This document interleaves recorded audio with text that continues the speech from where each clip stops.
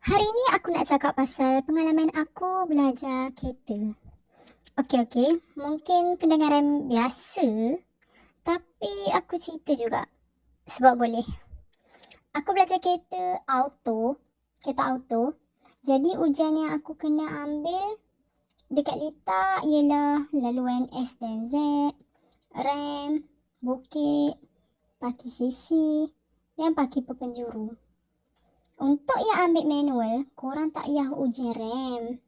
Ujian dekat rem. Okey, ujian rem ni tak adalah susah mana. Cuma dia banyak sangat step. Jadi bila kau ambil ujian JPG, terus kau lupa. Sebab banyak sangat kan. Lepas kau pun dalam keadaan gementar lah apalah. Padahal kau dah buat banyak kali dah. Ujian first aku gagal dekat laluan Z.